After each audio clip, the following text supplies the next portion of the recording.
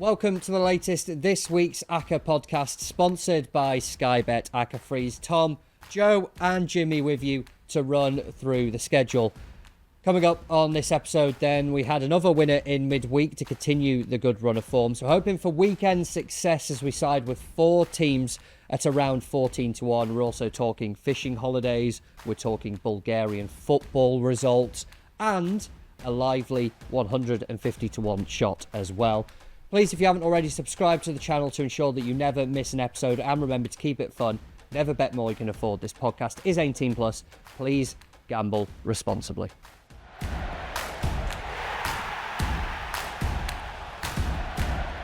We're back in the studio this week. If you could tell if you're watching on YouTube, I believe the studio is working. We are getting people coming around after this to actually fix it. I don't know what that means. It's like a blast furnace in here, though, isn't it? Yeah, we... Last week I had about 100 layers on outside, but I'm you're both in T-shirts. really... Sporting like, this is like a sauna. The temperature regulator. Already. Sorry. No, I've got to be back. Yeah, there's no EFL grounds that would accept us this week, so we've just gone back to our half-working studio. Jimmy, before you came on, you said, I can't believe the 1 week I was not here. You went to a football ground. Sorry about that. Yeah. Where were you? Spain, fishing. Did you have a nice time? Yeah, it was nice, yeah. Did you caught many Spanish fish? Got a few Spanish fish, oh yeah. We created Dom the producers, weren't you in Portugal? Are you in... No, I described it to him as it was 2.5 hours inland from Portugal. So Spain? It's Extremadura, yeah. So it's in Spain? Yeah, Spain, yeah. 2.5 hours. Otherwise known as Spain. Right, yeah. Briefly a La Liga team in the days of Spanish Eye on Soccer AM and Revista de la Liga. We were watching that in the office. Maybe we were watching this in the office on Friday. Yeah. Just old Soccer AM clips based on someone who keeps tweeting about can't get away with it nowadays. Last week, then, we built fivefold, which was 11 to 1. It was 3 wins, 2 draws. So frustrating on the draws as well. It was bitterly close, wasn't it? I was really moaning about it last Saturday that the 2 games that cost us, there was a stoppage time equaliser to cost us for one of them, and then the other draw, then Sam Greenwood had a shot tipped around the post in injury time, and then the last act of the game hit the post. So that's the way the cookie crumbles, isn't it? But then midweek, we keep saying, midweek, Acca's on the website, because we don't have time to do a podcast. We're all busy people. That one, would you like to talk about the winner? Yeah, sure. That is 3 winners in the space of 21 days. Maybe even less. About 21 days, yeah. That's from you. Thank you. Yes, talk us through it. Yeah, so that one won. That one did win. And now I'm going to have to try and remember off the top of my head. It was all EFL, wasn't it? And 10 to 1. 10 to 1. And it was clinched by Charlton in the 89th minute. Header, I believe, from a corner. I will get the teams up. I'm just having to log into my Sporting Life account. What an easy process that was. Very quick to get in. Really struggled with it. Looked like we were going to be denied by Peterborough, who had fought back from being a man and a goal down to get an equaliser, but then Charlton won it in the 89th minute. So it was Charlton. Birmingham breezed to an easy win, and not that I'm suggesting that you ought to do this, but anyone who may have backed the Acca also elsewhere on 2 up, then you were kind of sailing your way in until that last one came. So the first 3 were all easily in because the teams raced into big leads, and it was just that Charlton one. Leyton Orient, Birmingham, really testing my mettle here, Tom, because I ain't got it up on my screen. Portsmouth to beat Cardiff. Oh yeah, Portsmouth went 2-0 up and then conceded straight away. Straight away, yep. So that one was a bit of a squeaky bum one if you've taken the enhanced price on Sky Bet as well. But they got there in the end. Portsmouth continuing to just be brilliant at home and rank bad away from home. So another winner. And the 50 to 1. I was going to say, can you remember the teams that were in that one? Yes, the additional ones were... So we started to do this, haven't we, where we have the normal one and then we had kind of extra teams that we talk about to make a bigger one if you want that, and that came in, that was ridiculously close. Juventus, that was a cracking game in the Champions League, one of the best ones if anybody had any time to watch it. So Juventus against PSV, it was really end-to-end in the closing stages, and Juventus scored... He's come through the speaker there, George, so that's interrupted. You can see we do have producers, so if there's actually any issues with the podcast, not our fault. Yeah, there you go. George is just speaking to us. Yeah, all this micromanagement, voice of God, I think they call that. So Juventus scored in, I think, the 81st or 82nd minute to beat PSV. So we got that one in the bag. And then, what was the next one that won? Bradford City. There you Had go. to get that one. Bradford winning for an 8th straight game. Is that in League Two? And then denied in stoppage time. Stockport 1-0 up away at Bristol Rovers, conceded an equaliser in the 92nd minute to draw at Bristol Rovers to deny a 50-1 winner in that game. Who wanted Stockport? God, Who did want who did want Stockport? Who?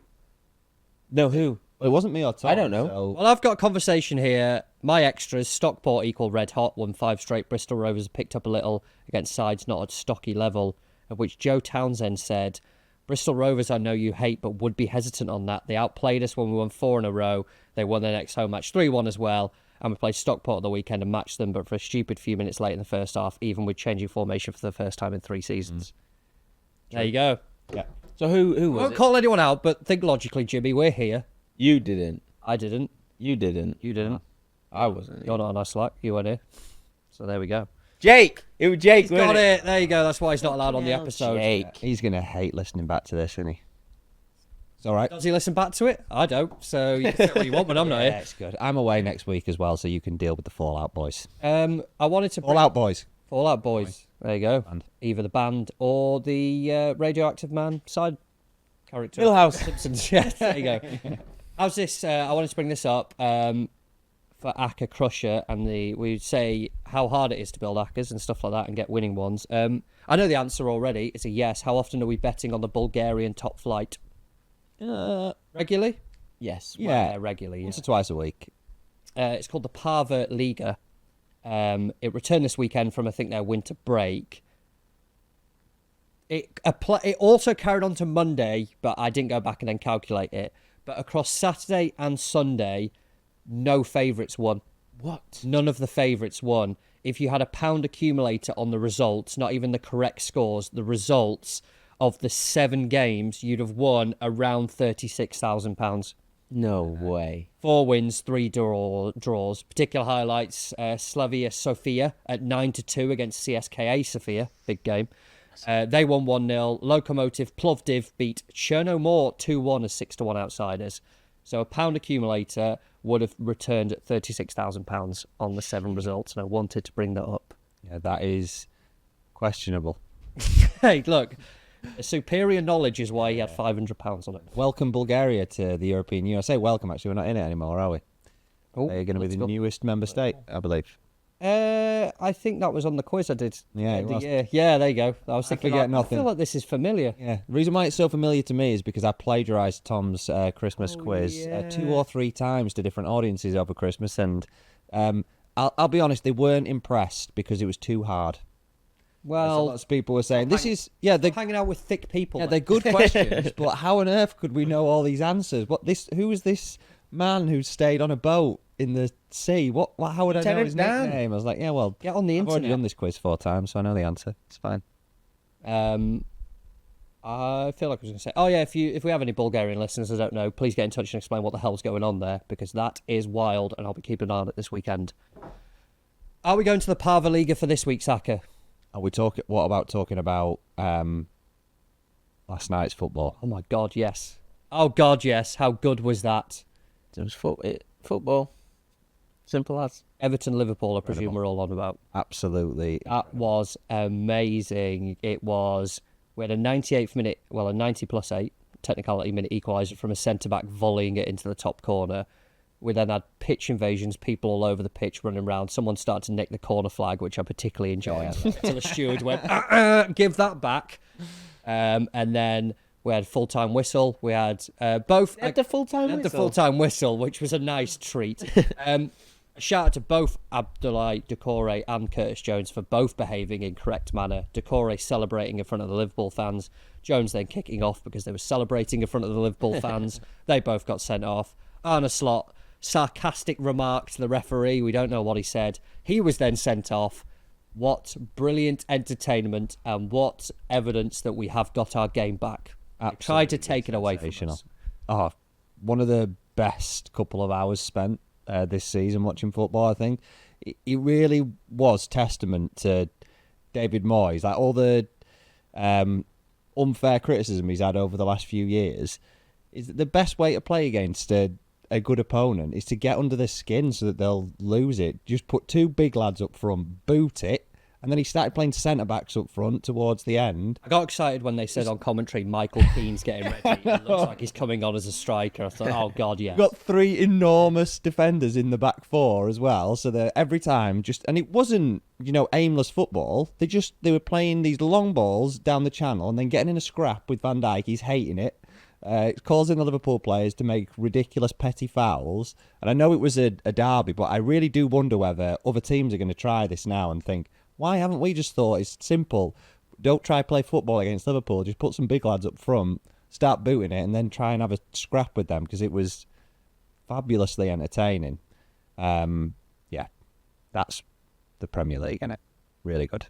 It's a shame because they have changed it, but this was a win for, or a loss for automated commentary streams. Have you seen this? Obviously, a lot of, if you go on apps and you have the commentary stream, it will literally just be an automated thing that says this and this is what happened. And obviously, it doesn't really have the facility for managers, which they have now changed to unsporting conduct. But I think it was Flash Score went with Arne Slot goes in with a reckless challenge on an opponent, showed a straight red, which I particularly enjoyed. What else happened last night? A lot. All four at the top of the Championship won again. Sheffield United, actually, I think last night played well. Would that be fair to say? Because we spoke before that they're not actually playing. That's why he's not commenting much. Because he's probably watching the Sheffield United game, wasn't he? Yes, I was. Yeah. So he's missed the best game of the season. Yeah, Merseyside derby happened last night. Yeah. No, yeah. Plymouth scored 5. Plymouth scored 5. They are. Do you know what? They are now 23rd. A point, 1 point behind safety. John Eustace's derby now as well. Luton Town are bottom of the Championship. What the hell is going on there, effectively? The drop-off there needs to be studied, because we had it in our pre-season accumulator. A lot of people have them in their pre-season accumulator because the whole point was they're going to build a decent team for the Championship. They're going to have to get going. If our pre-season accumulator is going to land, Luton are really going to have to start together, aren't they? Yeah, they'll pick up any day. They only need 20 points. They only need to close the gap of 20 points to West Brom in 6th. So it's very, very achievable. Derby mentioned there as well. John Eustace. I think we should mention this before we actually get into the weekend's action as well, because Derby play QPR this weekend. John Eustace, thoughts on it? Good, bad? What are we thinking? Me? Bizarre, isn't it, if anything? I just think it's a damning indictment on how bad the Venkies are, really, isn't it? So Blackburn, for context, are 5th in the division. Well, they won last night. They were well in the playoff mix anyway. Derby, last night, just out of relegation on goal difference. They're in free fall, though. It's a hell of a scalp. Scalp? Do you say that about when you're hiring someone? But it's a hell of a move to make, and it's basically coup. That's the word I'm looking for. They've effectively kind of, whoever's pointed this out at Derby and said, well, he's got connections to the club, we think he'll want to come, there's a release clause, he's not too happy there. They've played a blinder, because we spoke before in episodes about the relegation battle, and Derby were the one we were pointing towards going down. No, not so sure. I ain't got a clue. Who goes down? I ain't got a clue. No, it's a real bum fight down there now, isn't it? His record stacks up, doesn't it? So you'd have to back him to keep them up, because he did a great job at Blackburn last year, where they looked like they were going to be in serious trouble, and he quickly got them together. I mean, at Birmingham, did the same the season before. So it's very logical what Derby have done. The guy who's gone into 2 previous clubs the last 2 seasons and kept them up when they were in dire straits, plus the fact that he was a well-liked player when he was at Derby, then it's a very, very sensible appointment. I know the Blackburn fans will know a hell of a lot more than any of us do. In terms of investment in the club, I mean, Blackburn, you look at the size of them as a club, and the fan base that they've got, the crowds that they're getting, where they are in the league, they're doing very well. It's a different time to when they were winning the Premier League in the 1990s, when they had that sustained period of over-investment when they're in the Premier League. So that's the level they are. Derby's ceiling is much higher than Blackburn's because as soon as they start to do even slightly well, they're getting like 30,000 plus crowds every week. Blackburn were struggling to break 20,000 at times when they had Graham Souness as manager in the Premier League doing well. So the Derby are a significantly bigger club than Blackburn are. It's just a reality. Trouble. It's just the truth. That's why he actually went, wasn't it? That's why he's going to go, because it is a long-term, much bigger opportunity. And people always go to these bigger clubs thinking, I can be the one to turn them around. Even if it's a small drop-down, doesn't mean that it'll work out. And Blackburn might get to the Premier League and be more like a Bournemouth or whatever, a smaller club that does brilliantly, because it's not all about fan bases. But he's looking at the project, isn't he? Who's bigger, Blackburn or Derby? Depends. Good diplomatic answer. Yeah, and I mean, Derby won the European Cup twice. I mean, won the European Cup once. Sorry. Oh, no, I've lost my head now. Forest now won it I'm twice. Now I'm going to get hammered. Forest won it twice. Derby won the title. Sorry. Yes. Clough. Is this in the Damn United where he... Can we edit this bit out? No, that's staying in, where he doesn't rotate and gets bowled by the owner. Yeah.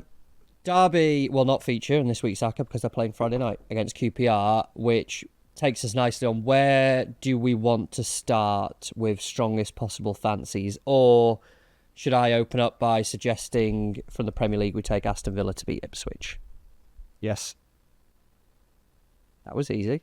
Anyone else got anything to say? It's roughly around 1 to 2, 2 to 5-ish on this one, but in terms of the slate of the weekend fixtures, this one probably jumps out, especially in the Premier League, because you're not getting too much else, I don't think, elsewhere. Too many. Yeah, if you guys like it, I don't mind it. I didn't have it down. Anything else that we could possibly have? Why'd you want them in? Well, it's Aston Villa who are significantly better at football than Ipswich. Oh, yeah. I mean, Ipswich, the Southampton result the other week kind of... I don't know, I didn't think, they'd definitely be okay, but I kind of had it in my head that Southampton, Leicester doomed Ipswich. Half a chance here of staying up, and now that result really kind of puts the doubt in the mind, now that they've dropped down just on a poor run of form as well. Obviously beat Coventry in the FA Cup, didn't they? It was 4 losses before that. Okay, yes, Liverpool, Man City, Brighton, but then to lose at Southampton at home was particularly worrying. And it's just a Villa side who, we spoke about Champions League, don't have to worry about that. They're a top 8 side. At home, just been strong, consistently strong as well. 11, I think it is now, unbeaten at home across all competitions. And fundamentally, it's 1 to 2, 2 to 5. I don't think I should really need to explain much more than that. The price just seems correct on it. And in a way, I'm slightly surprised that it's not shorter on a... It'll be shorter. Team, at current time, a team who are in the knockout stages of the Champions League as a top 8 side in that European competition at home to a team who are struggling, have recently lost to a relegation rival and are in trouble. It just doesn't make a great deal of sense. Yeah, all the cards are in Villa's favour. We can dress it up in any way we like. The home form is worth just slightly touching on more that you alluded to there, because this season they've only lost twice at home to Arsenal right at the beginning of the year. It might have even been their first home game in the league, but they played really well, lost 2-0, and then the other one was against Palace in the Carabao Cup, where they played a changed 11, again really early. So 2 out of 19 home matches in all competitions, but their home form since Unai Emery took over has been phenomenally good. We're talking, for 3 seasons now. So not only are they one of the best teams in the country, and they're into the last 16 of the Champions League, they're a phenomenally good team who have strengthened in January. They're especially good at home, and they are playing one of the worst teams in the Premier League. I mean, it's a simple argument. Drew the reverse. When was the reverse? That was fairly early season, wasn't it? And Ipswich, like the argument that Tom's made, lost the last 4, conceded 18 goals. And I know that Southampton game might be the one that's flipped Tom's mind. The one that flipped it for me was I watched that game, Ipswich against Brighton, that started the losing run, and they could not get near Brighton. And Brighton were on a really bad run themselves. They'd either not won in 7 or like 1 win in 7 matches. And Brighton are mid-table this season. They just couldn't get anywhere near them. They're completely outclassed by a mid-table Premier League team. I was thinking, watching that, they are bang in trouble here. Yeah, it's because he goes for a back 4 at home in some of these games, and it's just stupid. It's suicide. But away from him, usually goes for a back 5, and they're a bit tight. But Villa's on record. I like it. Get him in. Right, should we do it then? First pick then of this week's Acca. It's a shorter price one, but I imagine one that'll be in a lot of people's accumulators this weekend. It is Aston Villa for a home win over Ipswich. Where do we want to go to next? Stay in the Prem. Can we stay in the Prem? Yes. Another short price. Bournemouth at Southampton. Ooh, whoa. I want to know. Tom was on his phone there, whether he was ordering his Moonpig card for Valentine's Day. Did you celebrate Valentine's no. Day? He's thinking, No, me neither. I've done batch order.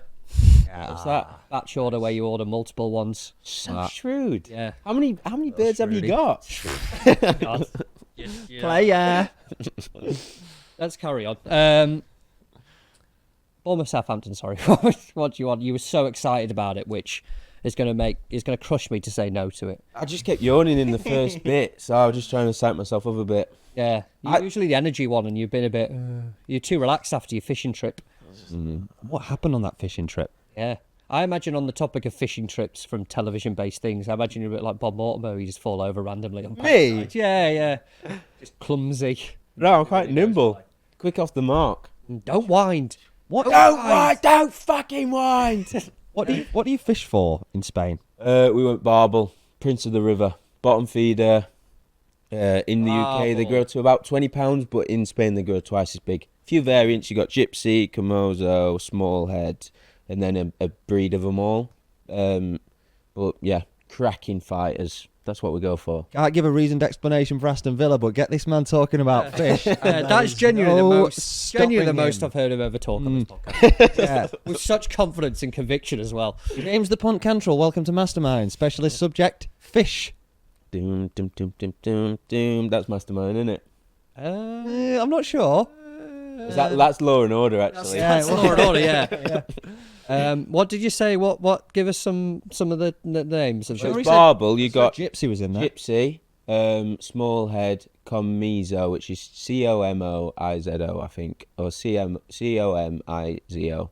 Smallhead are the best fighters, but they're the rarest. It's brilliant as well because I've googled types of barbel fish and a representative species of the 16 that Google have thrown up to me. None of those they mentioned. No, these are specific to He could be Andalusia, saying Spain. Types of saying barbel literally anything fish here. in Spain. There you go. Comizo. Yep. Yeah. Smallhead. Yep. Yeah, you've got it right. Yeah. Thank you. Done. Oh, I like to get my fingers dirty when I go on holiday. You know, really learn the culture, everything. You eat the fish that you catch. No, God, no. That's like You cannibalism. can't do that, can you? You got Some to of the release it back in. locals. It's only cannibalism if you're a fish. He doesn't It even. feels like it. That's how I touch down He to just them. strolls into a local restaurant and holds it up and screams €3 and they pay him €3 and Hola. he leaves. Hola, ¿cómo está? What was it? You've got to do the rest of this in Spanish. Sí, señor. Every time you got a beer, you got a little plate of tapas. You know, the pig's legs, ham on. Yeah. Incredibly salty. Yeah, I loved it. Chorizo, crisps, cheeses. Things that dry out your mouth conveniently. So then you'll buy more. This is Jimmy's explanation for Bournemouth 6 I honestly at Southampton. could not care less about Don't overthink it, babe. Kiss. Keep it simple, stupid. We go. Best advice I ever received. But from who? It's just an office quote. Well, it would be from Michael Scott. Keep it simple, stupid. US office. Yeah, obviously the better Lesser one. office. The better one. Lesser office. Way better. Do you want to give us any more about Southampton Bournemouth? Any statistical analysis? Or Well, Southampton, it were only the other week we were debating if they can beat Derby's lowest point record in the Premier League. Right? So they are crap by some distance. Yep. Russell Martin's not the manager anymore. I thought he was for a second, but he's not. Who is the manager? Manager McGee. That's the one. Mark McGee. And There you go. they're against, I've got to move the manager. statistically, one of the best sides in the Premier League. I mean, statistically, they are the seventh best team. Yeah, if you look at the points table, The actual one. underlying data, Jake, Jesus. They're top three. They're top three. I like this as a bet, but now I'm really unconvinced after. I'm more unconvinced now than when we started. No, the top three underlying data. They've only lost one since the end of November, and that came against Liverpool. 14 games, 9 wins. You might think the price is short for an away team, and that's what I thought at first. But then you look at the Cherries. They've gone off odds on 5 times this season. They've won 5 of those, and the aggregate score has been 17 goals for, 4 against. So it's like convincing wins. The last 2 odds-on games was 5-1 winning West Brom in the Cup and another 5-0. I can't quite remember who that was against. But this is a team at the top of their game. Although we have already got a short price one in. But I thought everyone would be on with this. Bournemouth are unbeaten in the last 7 away games as well. 5 Unbelievable wins. The wins have come at Wolves, Ipswich, crucially, Man United, where they won 3-0, beat Newcastle 4-1, and of course Everton, Bournemouth, that cup game we spoke about last week. Particularly eye-catching one that as well, because Bournemouth, compared to an Everton side who basically had their first 11 out, Bournemouth's relative rotation in the forward areas as well, a pretty strong lineup otherwise, but to go there and win 2-0, it's, as Jimmy said, it's a side bang in form. And yes, we spoke about Ipswich and that result against Southampton recently, but around that, it's just been absolutely atrocious under Ivan Juric. It's got even worse than it was under Russell Martin. They had the win over Swansea in the FA Cup and then that win, but it's just losses every other week, and it's convincing, some of these losses as well, in terms of the amount of goals that they are conceding.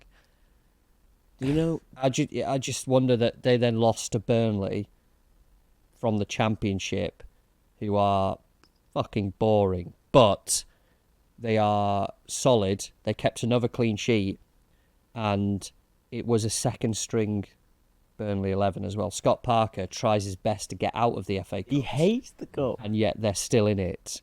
And of course, Southampton made their own changes as well, naturally, but I mean, for God's sake, you need the cup, don't you, just to build some momentum and try and get the good times back. And they couldn't even do that at the moment. And it is a short price, but again, much like Villa, you think a lot of people are just going to go Bournemouth to beat Southampton, yeah, and Seems keep it simple, stupid approach. Yeah, don't overthink it. We're literally saying about one of the worst Premier League teams in history. The other thing is about Juric is he's come in and he's made them run. I've heard from a very reliable source that the players are just not having him. He's told them they're not fit enough, they're not good enough. He made them run constantly in training. The players threw the towel and said, we're not doing that anymore. Next result, 5-0 home loss against Brentford, notoriously bad travellers this season. Come on now. It's good, reliable source. Good. I can't reveal my sources. You're on about going. You went out for that drink with Russell Martin the other night, didn't you? I wonder if he's all right. Joe, I wanted to know who his barber is. Who's barber? Russell Martin. Martin's. You like his hair? I love You it. look a bit like him. Who doesn't like his hair? I think that's why he gets so many managerial jobs. He just charms the looks good. CEOs, yeah. Same with Parker. Steve Cooper, way better manager. Where's he? Nowhere. He's Scott Parker's going, £4,000 cardigan here, Sergio Giorgini. Belt. Yeah, that's exactly it. Yeah, exactly it. Joe's been very quiet during this entire bit. Yeah, it's just... I didn't think this would need this much convincing, and it's such a short price. It was 6 to 10 when I did my notes at the start of the week, as I always do. It's crumbled a little bit. So if you've got any doubts, I'm happy to leave it out, but I thought it'd be a staple. Exceptionally short. That's It's not exceptionally short. 1 to 2 about Bournemouth. One of the best teams in the league. All I'm having a look at now is previous prices, because so that I'm not being biased against Bournemouth, because they're Bournemouth and they're not a Newcastle. The question is, team. Newcastle went off across the board 11 to 25, according to this, which is totally real pricing. So even shorter than 1 to 2. The question is, would you have, Bournemouth alongside Rigel? Oh my Jesus Christ, man! Sorry. That is absolutely foul. Barney Gumbo. Sorry. I think that's got it. Oh my God! That's got it chinned. From Please don't judge the chances of this bet on that. Don't put it in Whatever after you that. do, please don't. Oh my God! I was making a point about Newcastle being a similar price. West Ham were odds against. Tottenham went there when they won 5-0. Yes, under previous management. And there's no way that Newcastle were as short as this on the Thursday. All right, let's. That is just the concern that I would have, and also having already put in, because this is the same price as Villa to win at home against Ipswich. I can't be having there's the same value, and it would box us into. We're really, really struggling to make this a fourfold if we have these two in. To begin with, as our two selections. It's really not an absolute hard no. I really don't like the price, though. All right. Well, I'll do one more from the Prem. Bigger price. I know what you're my friend. Special price. I know. Very nice. I know price. what you're going to say. Very good price. I know the team you're going to say as well. Go on then. You're going to put forward taking Newcastle to win at the Etihad, aren't you? Can I shock you? West Ham. Oh. Nah, it's Newcastle to win at the Etihad. I could maybe see that. Keep it short, because that was a long debate. 12 wins, last 14 games, Newcastle. They was 3-1 yesterday. I don't know why I didn't back them. They were a bit short now, around 3.6-ish generally. But we'll get that nice, lovely Sky Bet boost, which will pump them up a bit. And that's what you got to think about. But it's just Man City, crap for a while, terrible over winter, led Tuesday night, 3-2 down. They've got the return leg next Wednesday. After UCL games, Champions League that is, they've lost half of their 8, only won 3. And you look at the 2 games they've won. They've had a tough schedule. They played Arsenal twice after Champions League games, Liverpool as well, Manchester Derby. But they also played Southampton. They were 1-10 on. They only won 1-0. They also played Fulham, 1-4 on, won 3-2. But Fulham should have won that. They should have definitely got something out of that game. So against shite, they labour into victory, and they haven't won the rest of the games. And this is not a shite Newcastle team. This is very good, very nice, very good price. You like it a lot. It's a big old price, isn't it? It's just the hesitancy of everything I know about Man City just going, oh, even though every logic thing says there. But it is a big old price, isn't it? I don't get it, to be honest, because it is the factor of the wedged in between 2 Champions League games, like you say there, the fundamentally the importance for Man City and the nature of losing that Ederson just going, for some reason, we're winning with 10 minutes to go. Watch this. Let me do something. I mean, yeah, you look at recent results. Their only win across the last 3, Leyton Orient, of which they went 1-0 down thanks to that wonder goal. Do you know, just quickly, I just thought of this, right? So, Man City went off odds against Chelsea. Same situation in between Champions League game. They won 3-1, but there was a way bigger price, and I'm not sure I ranked Newcastle that much worse than Chelsea. I'd say they're probably on a par, particularly Newcastle's current form. It's like there was not an overreaction, but there was a significant reaction to Man City's crap form. But now they're going back to like odds on prices again, and I don't really know what's changed. I just don't think we can go near Man City in Acca. They're so unpredictable. Even the match that you've quoted there, Chelsea's, they were going into that in almost exactly the same circumstances. They played on the Wednesday rather than the Tuesday against PSG. They showed encouraging signs for spells and then capitulated to lose 4-2 rather than to lose 3-2. And then against Chelsea, they started terribly and they actually played excellently. They deserved to win that game 3-1. Completely bossed Chelsea in that match because the way that they're playing at the moment, they are just horrendously unpredictable. That's the fact of the matter. We need something. We need more picks. I like it, but it is that. I would not be surprised if it's like a 1-1 draw or something stupid, and how just frustrates the hell out of me. You call them? Oh, it's already in. Check that out. Spawnlife.com. Maybe not. We need teams. We need teams who get nowhere here. The only one we've got is 2-5. I think there's a few good ones in the EFL. Come on, let's go. Like a good handful of good picks in the EFL. So the first one, it won for us in midweek. Leyton Orient. Yes. Played Lincoln. We're getting somewhere now. Talking of Man City, I mean, Leyton Orient went close to shocking them in the FA Cup last weekend. What a goal that was, by the way. Oh, own goal. Incredible. He's done it. You know, it's his special trait. Donnelly. You've seen this. He does it. People kept sharing it from the Tottenham Academy when they tweeted out, and he's done it multiple times. Imagine your special trait being twatting it in from halfway. I mean, that could be the end of Orient getting any of those Tottenham Academy players after Richie Wellens is slagging off Ange Postecoglou. Oh yeah. It must be really awkward for him having to listen to it. It's like, dad and your stepdad fighing. I don't know which side to take. Yeah, the club have obviously pulled him in and been like, you're going to have to do another interview now where you really, really kiss Ange Postecoglou's ass, because we've got a loan link. You've forgotten about that. It's like, oh, God, yeah, sorry. And did he do that? Yeah, he did. Like I said, he'd embarrassed himself and all this, and he just don't even know. He just lost. He didn't realise what he'd said until someone told him afterwards, because, that happens, doesn't it, apparently. Anyway, Leyton Orient doing really well. Won 11, drawn 3, lost 2 across the last 15 League One games. There's only Birmingham that are similar points per game across the last 15 that absolutely charge in the way up League One. Against Lincoln, who are just an average team in League One this year. They didn't even beat Cambridge at home last weekend. 2 wins in 11, and away from home they're really poor as well. So they've won 4 games away from home this season. Burton, Stevenage. And that was Stevenage right at the beginning of the season when they were poor as well. Cambridge and Northampton.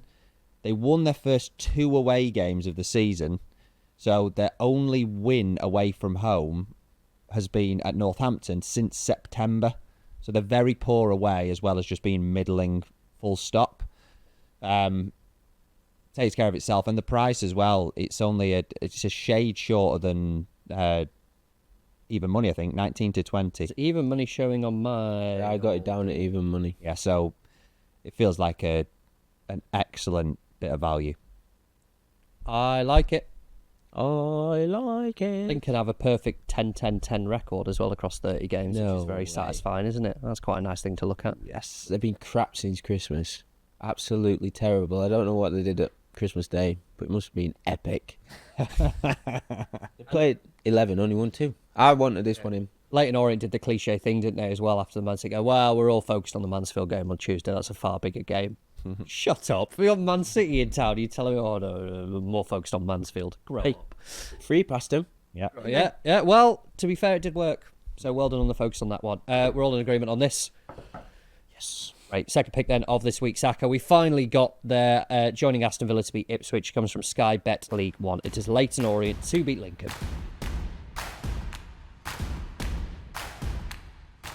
Right, we waffle on a lot, so we need to get going. The double at the moment around 7 to 4-ish, so not a bad spot really for a fourfold. Where else do we want to look around the leagues? Your turn, I reckon. Mainly just me and Jimmy. No fucking and shit, wasn't it, that last section? Someone did a stinky burp as well. That really put everyone off. I'm having it just breathe through my mouth. There are a few that kind of jump out. I mean, Birmingham, again, another successful team. I know they're playing Charlton at home, 8-13. Do we just keep backing Birmingham at home? The one I did want to mention, and I'm going to contradict myself because in the notebook column on Monday, and I thought this after the weekend game, I said I'm slightly hesitant on including them, but then they won in midweek and played well in midweek for the first time I think in a while, and they're a big price. Sheffield United at Luton, 7 to 5 for a team who were second against the team who were bottom, as we spoke about earlier. I don't know if it's just a value play just to keep backing Sheffield United, because maybe the sign is you're going, well, they haven't been playing well, but they're still second in the league. And there's the fact that next week, they play Leeds at Bramall Lane. They need to make sure that they're still within the touching distance of there and being at a point where they can then win that game to overtake them. They can't then go into that game knowing, shit, if we don't win this, then that is it. They're too far clear here. We can't really touch them. It's just a big price play, and this Luton turnaround isn't happening. It's just not happening. We keep saying it was going to happen. It's not happened. I know everyone within football thought it was going to happen. Saw various kind of interviews with chief executives and stuff at the start of the season where they were saying at the state of the championship, well, Luton will turn it round, obviously, as we expect. It's not happened. They are bottom of the league. They are struggling. Sheffield United, who I honestly don't know where to rank them amongst the 4. I think we know who the second. Well, yes. Look at the league table. In terms of the league, in terms of kind of what you're looking at. Actually, it was joint best, minus points deduction. Well, get your finances in order then. It's just the price thing. It's just for me. Like I say, is it just worth just keep including them when we keep getting prices like this? I think it's the whole thing, Tom. Because if you for me, because I've got down here massive price. I think the price gets it in because it's a ridiculous price when you look at the comparative matchups across the leagues this weekend. Because so that I've got this alongside Wickham at Crawley. That Wickham, second in the league, going to a team that third bottom, and Wickham are 17-20, and Sheffield United are a fair bit of odds against. So they keep fluctuating between being 11-8 and like a little bit short or a little bit longer. That's just crazy. Sheffield United, 31 points away from home this season. Only Burnley, 32, have taken more. It's 9 wins, 4 draws, 2 defeats. Luton haven't won any of the last 10 and lost 8 of those matches. No uptick under Bloomfield at all. The price is just crazy. Sheffield United won 6 of the last 7, had that odd performance at home to Hull that they lost, but then just came straight back and won the rest of the league games. The price is insane. If this was a team, that's 6th in the league at that price, is where I think your point about it's just the price. But the second in the league, it's the team. If this was way shorter, then I think we should be looking at getting it in. But with the price as well, I think we'd be crazy to not include it. Burnley are a shorter price to beat Preston, and we spoke last week. Preston haven't lost since, I think, the 2nd of November at home. There are 10 games, I think it is now, unbeaten at home, and Burnley are a shorter price to go there and win. I just can't, I can't really wrap my head around it, to be honest. It just feels like, are we just being stupid by just ignoring them and leaving them out? I would definitely be having it in for 100%. Yeah. Reflective Jim Rudd. No, it's always tricky when you're trying to assess your own team. We were crap against Portsmouth. We were crap at home against...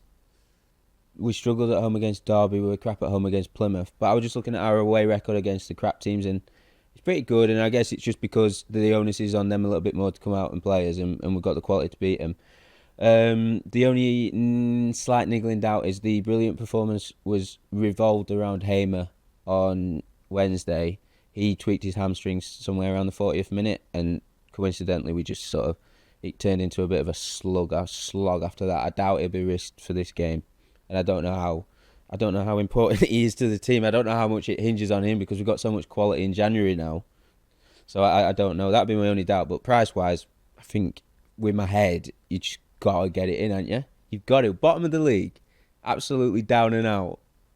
Lost like 10 of the last 12, did you say? Yeah, 8 of the last 10, 2 draws. Yeah, I think just get it in. Because at least we can hold our heads up high then. And if they do draw, we say, well, the price was brilliant. Yeah. We've got the value. We've got the value. Yeah. Moral win. Moral win. The treble, 5.5 to 1. I think one more team does it. That's nice. Yeah. Just to recap, we've got Aston Villa to beat Ipswich, Sheffield United to beat Luton, as we said there, and then Leyton Orient to beat Lincoln. One more team, and I think we've got a nice fourfold here. Who do we want to include? Where do we want to go? Can I say Wickham? Because I've already said them. Yeah, I'm uncertain, but go for it. So Wickham are away from home, so I know yeah, we're like no away teams ever, apart from that last one. Yeah, so they're away at Crawley, and Crawley, they try their best, but they are poor, and they'll get the odd result, but they're a poor team, and they might make it difficult for Wickham, but Wickham should win this game, and they're not a really, really short price. Only Burton have taken fewer points than Crawley at home, and I'm kind of dredging out the same old stats and that I have done whenever going against Crawley on this podcast. Crawley started the season very well, won the first couple of games, which then just puts a bit more perspective on just how few points they've picked up since then. Wickham have lost 3 of the last 36 matches in all competitions. They're the best away team in League One, won 9, draw 4, lost 2. So even better than Birmingham in terms of the points that they've taken away from home. Again, similar to the Sheffield United one at Luton. Then just feels like second, going to third bottom, a team that's in really strong form against a team that is just poor. We're in danger of overthinking this as a selection. If it was 1 to 2, I'd be like, oh, it's a bit short, this one, but I've got it down from looking this morning as a 17 to 20, and I'm not looking at that thinking that's way too short. I'm thinking it's probably going to tend its way closer to 1 to 2 by kickoff. Mike Dodds' first game in charge was that technically 0-0 draw at Preston in the FA Cup over 90 minutes, which spoke there about Preston's superb home form. That offers encouragement, and I think I'm probably the same, Jimmy. I'm leaning towards it's a big enough price just to take that little bit of a risk on it. That we're still relatively unknown with the new manager, haven't we? But after Bloomfield's left, they've still kept up the pace relatively of what they were doing anyway. It's not that they've had a massive drop-off and suddenly it's all gone wrong. And like Walsall with losing Nathan Lowe up front, their results have dropped off significantly. Good their pants, aren't they? Yeah, that is awful. Maybe just oppose them. But it's a big enough price against a poor enough team, although it feels like every time we say they're poor, Crawley, they pull out a result, to include it. And yeah, I'm not sure if it is a case of overthinking. Can we hear some other options? Because I've just got some... I can't justify it because on one hand in my notes, I've got Kone to get goals this weekend and Crawley against the big boys. They're crazy shootouts. They're actually decent attacking and they have these batshit crazy games. Like, I'm just looking, they scored 3 against Stevenage, they scored 3 at Bolton, desperately unlucky not to get a result. They were that really weird quick free kick, weren't they? And I think it's a cracking bet and a cracking price, and I know I'm doing the exact thing of overthinking it. I just like to hear the other options because I'm sort of like 60% in. Go for it then. What are the other options? Get your cash out up on Kone, because I saw that at the start of the pod, and then we got a little bit off track. So I don't know whether he was umming and ahhing about. No, I weren't. I was just checking what it was because they haven't been offering it me. What other options? Ton of it. Oh no. So just look at this first. Richard Kone, 151 top goal scorer, League One. Jimmy put 20 quid on that at the start of the season. £10 each way. Cheers. 1,800 quid, but he's being offered 630 cash out. Yeah. It's like a game show, this, isn't it? You've got 630, that's yours. Do you want to take it? Do you know what? It just reminded me, Betfred, I also had Ronan Curtis. He was 200 to 1 because I thought dropping down in level, he's going to play left wing for one of the top sides. I won't be surprised if he hit 50 and I might get some each way money. Betfred meant to clip him from 200 to 150 to 100. He hasn't scored. I don't know if he scored a goal yet, but instead of clipping him to 100, they clipped him to 10 by accident. Offered me like 150 cash out, so I took it. So, Jimmy admitting on the podcast that he has technically stolen money. No, seller beware. What idiots? Buyer beware. What does that need to get to for you to take the cash out? I'm not taking it At all. So never. He's going to gamble, ladies and gentlemen, and the audience go, woo! offer you 1,600 quid, and there's like 2 games to go in the season, and he's level with someone. You wouldn't take it. Possibly, yeah. What if he does his knee like Illiman and Die last night? Oh, that was devastating. It was devastating when you. Especially if you're tipping him to score. No. Sorry about that. And had him in FP. Crying. He was crying, yeah. Why didn't let him walk off? What the fuck's all that about? I know. Doing that. Jesus Christ. Take him off. Stop making him walk on it. Can't make it any better. That's a week. Every step is a week longer on the sideline. Please, for the love of God, carry him off. I still want to hear these other picks. I still want to hear these other picks. Sorry about that. All right, so I've got 2 serious ones, and I've got 2 with no notes, just more vibey ones. Stockport 5-4 at Wigan. Was a little bit uneasy how they do after Louis Barry departure, but there's an argument to be made that they've got a more cohesive attacking unit without Barry, slightly one-dimensional now. They've got all the boys, really like Bate alongside Norwood. They're pulling the strings. I'd be surprised if Wigan got a kick at all, to be honest, with them 2 in midfield. Wigan, patchy team, but I looked at the record against the big boys. You can get Stockport 5-4. They've played 4, they've lost 4, they've scored none, they've conceded 7, which is pretty terrible. Stockport 6 games unbeaten. The ultimate 2-0 team as well. My word, can they win 2-0? They've only won once 2-0 across that run, but yes, I get what you mean. But what a 2-0 that was. That was against Crawley as well. Other serious option, Swindon at Harrogate, 7-5. Swindon are just a good team now under Holloway. How has that happened? 19 games, 27 points. They've only lost 6 times. Across their last 8, only Bradford have taken more points. They're absolutely flying. And their only defeat across the last 11 came at Notts County away. Obviously brilliant League 2 side. They've won 4 of the last 5. Only issue is, you're like this, Holloway won the Manager of the Month last season, didn't he? Last month. Did.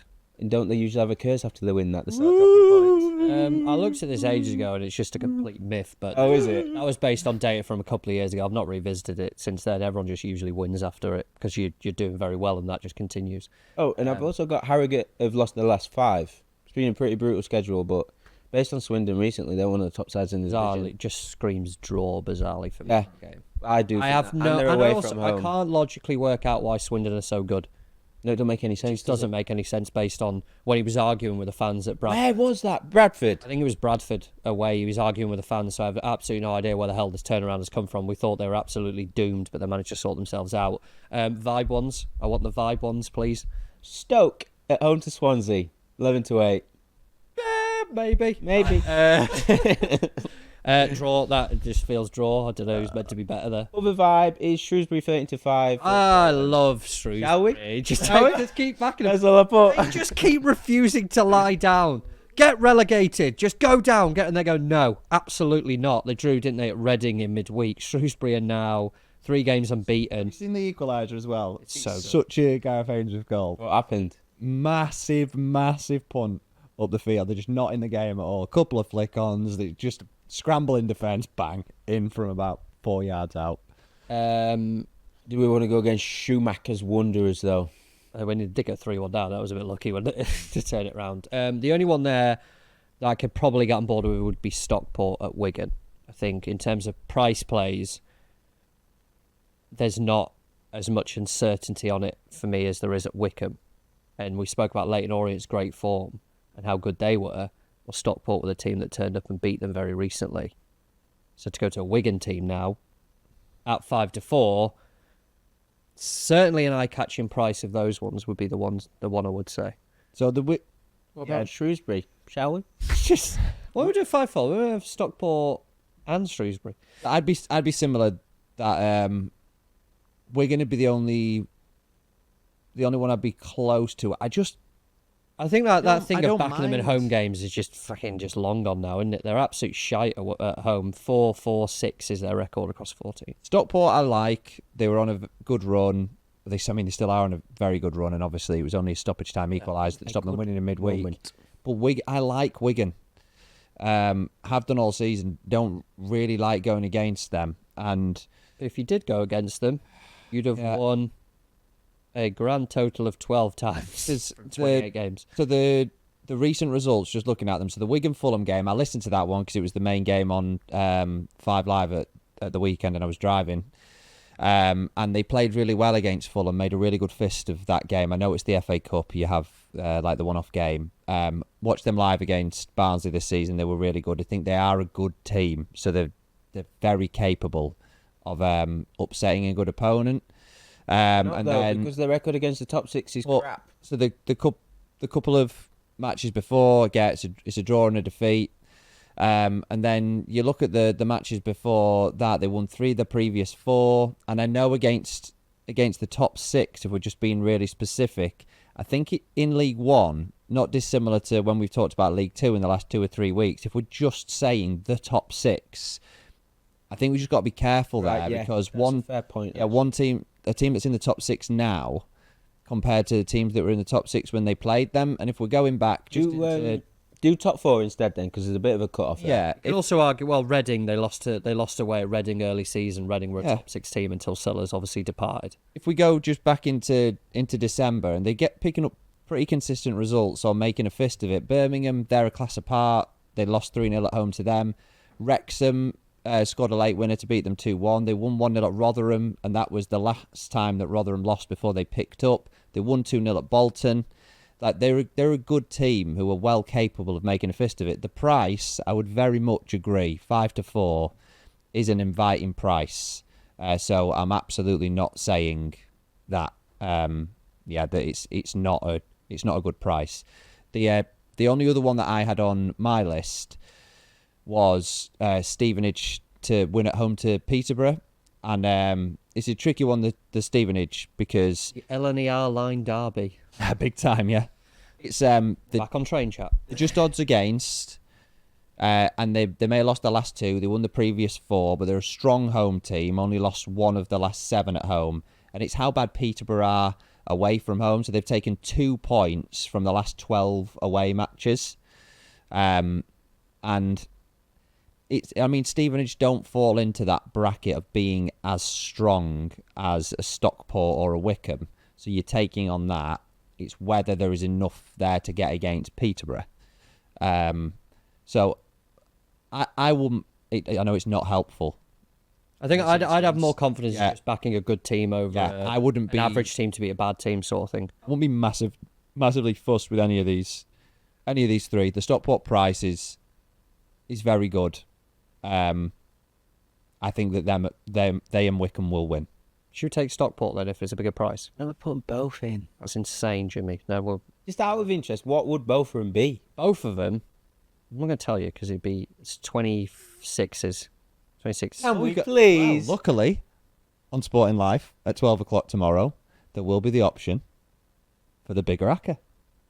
We can have the actual Acca with Stockport. Both of them. And we can have Shrewsbury in the Let's bit. bankrupt Sky. I think we should settle on Stockport as a fourfold. What does that give us? That if we have the following Acca of Aston Villa to beat Ipswich, Sheffield United to beat Luton, Leyton Orient to beat Lincoln, and Stockport to beat Wigan, the Acca is above 14-1. Love it. That's nice, isn't It's a nice, tasty little That's price. nice. Love that. Should we take that? Yeah. There's our 4 teams then. To win on this week's Acca, as we said there, we are taking Aston Villa, Sheffield United, Leyton Orient, and Stockport. Remember to keep it fun. Never bet more you can afford it, and please gamble responsibly. As Joe teased there, head over to sportinglife.com/football midday on Friday. You'll be able to find the link to back that at an enhanced price. We'll also have the longer shot as well, which I'm pretty confident which will feature at least Wickham. I thought you were about to say I'm pretty confident we'll win. Pretty good. Well, as we said, the midweeker, we had the 10-1 winner. The 50-1 was it, denied by a very, very late equaliser. So make sure you check those out to see what teams are included in the longer one. And I will plug Ramoa following and rating us because we're actually on a decent run of form at the moment. So, well, everyone's being nice. Follow, rate us on Apple Podcasts, Spotify, or your chosen podcast provider. We're trying little other bits as well. Caught up with Ryan Sparks, the Bradford chief executive last week when we were at Bradford. What it's like to be the chief executive of an EFL club. We talk transfer windows, managerial appointments, all of that things, really interesting stuff. That's on the YouTube channel, so check that out as well. We'll be back, hopefully, fingers crossed, the good run continues next week.